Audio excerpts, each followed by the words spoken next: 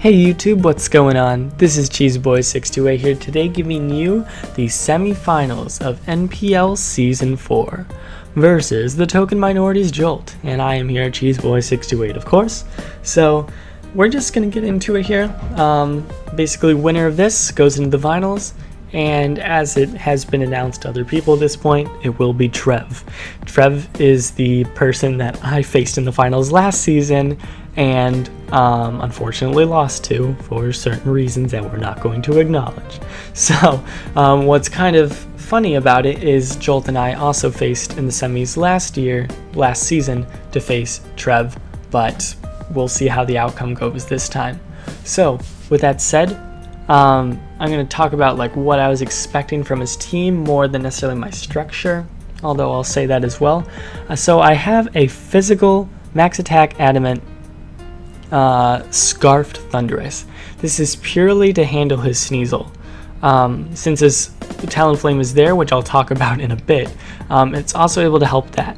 I gave it very little speed EVs because, I mean, if something is fully invested being a Scarf, sure, they're going to outspeed me, but I don't really care for that, as opposed to me just surprisingly killing off Sneasel if I happen to have a one-on-one versus it, really.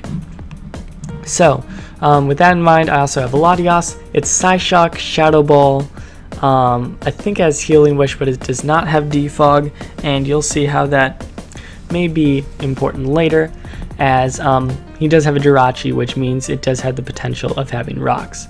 So while Latias is bulky offensive, it does not have Recovery, and you'll see about its effect later.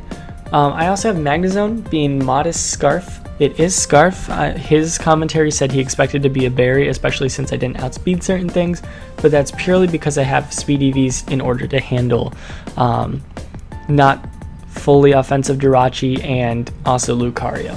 Obviously didn't bring Lucario. In fact, he brought Talonflame instead, and I'll explain again about my thoughts on Talonflame here. I also have Gengar. Specs Gengar because, as he said in his commentary, I mean, Gengar destroys his team. Only thing that bars me from being able to take out everything is Sneasel, so that is something I have to worry about a little bit.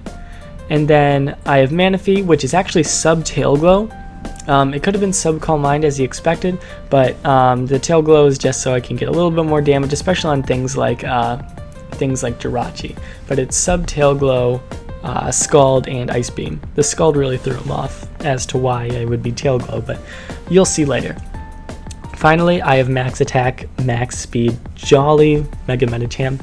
This is in order to match his Jirachi, so I can see whether he's Scarf or potentially speed tying me later on. I also have Toxic on it in order to handle Wobbuffet, and I'll explain a little bit about that in a bit, but let's get into the battle. So I start out with my Thundurus, and he starts out with his Talonflame. So I don't know what kind of Talonflame this is, but I'm thinking if he's banded, he basically runs through my team, and so therefore if he feels he has the gall to just go for it first turn, because otherwise Thundurus wouldn't do very well against him, then I can just go for Wild Charge, take him out. So I decided to go for Wild Charge. I knew if he had the safest play to go to, it would be his Raikou, but I wasn't sure if that's what he'd go into. He explains in his commentary that his Talonflame is in fact Muscle Band, and therefore would not have a chance to kill my Thundurus, and that's why I switched out to his safest play. Now this Raikou has leftovers. It could definitely be sub Calm Mind. I'm definitely thinking that at first, but since I'm choiced, either way I have to switch out, see what he does. That also means he has a limited moveset that wouldn't necessarily hurt my Magnezone too well, which is why I bring it in. However, since he reveals the sub, I have to immediately press Volt Switch, because that means he is indeed about to set up on me, and there's nothing I can do about it with Magnezone. So go to Latias. It's got Psyshock. HP Ice does a decent amount, but thankfully Latias is bulky enough to take 2, and I can just go for Psyshock freely. I am forced pretty much to go for Psyshock here, as he's able to bring in his Jirachi. He doesn't show an item, so therefore I don't want to stay in with him just being able to get off a free U-turn kind of thing. So here though I knock off his Sugar Berry, so it tells me he's a little bit bulkier, especially since he has Rocks anyway. So he goes for the U-turn. I'm pretty free just pressing knock off here, and I'm pretty glad this is this situation. Like, he brought in Raikou, and I'm like, okay, I'm doing okay here. I go for the knockoff, take up some nice damage. He goes for Thunderbolt, does 40%. So I'm like, okay, maybe I'll be able to live. Apparently that was a min roll from Raikou. So, however, I also have a decent run of HP investment, so I don't know if that was necessarily true. Like, it's nearly max HP. So, with that said though, knockoff doesn't kill him here, but his Thunderbolt does kill me. So that was really upsetting, because that means his Raikou is able to at the very least be fodder from the future. And so, honestly, like, if I made some more advanced plays that I'll explain in a little bit, then that could essentially be a factor as to this outcome of the game. With that said though, I can go into Magnezone. I think I have enough power in order to take the Raikou out at this point. Now I go for Volt Switch here and I get the crit, and I was like, oh my gosh, why would he bring in the Breloom? And he did kind of say that this was one of the questionable plays of his, as if I went for Flash Cannon there, he's actually Scarf. I don't know this, of course, like I'm assuming he's Sash basically, but then again, why would he bring it in if he was Sash here? But if I went for a Flash Cannon and I killed him off, that actually would have changed the game a lot later, I'd say, and you'll see why. But yeah, I go into Medicham and I'm free to just go for Fake Out. I have Fake Out, Bullet Punch, High Jump Kick, and Toxic. So I go for Fake Out, does very little damage, so he's very physically invested. I go for the Toxic. Problem is he has the Jirachi Wobbuffet core, and therefore he's able to switch out to Jirachi, and I have to switch out here. I can go for Toxic again, but he brings in Wobbuffet, encores me, and there's no point, you know? So with that said, he's able to freely U-turn, and here he brings in the Talonflame. Here I'm like, I still don't know his set, but I could say maybe he's choiced here as he goes for the Flare Blitz. I have nothing to take this. I can bring in Latios, I'd lose it. Only thing I could potentially bring in is Manaphy, but Manaphy is my win condition at this point. It's max HP, well, almost max HP, and it's the only thing that has a chance against Talonflame at this point. So Magnezone goes down. Here I bring in Manaphy, because like I said, it's my only chance. So I go for the sub here, and so I'm like, okay, this is my chance. He brings in Wobbuffet, and I go for the Scald, I get the crit, and I was like, oh my gosh, this puts him in range where I don't even need to worry about him mirror coating me, because then my sub will be up.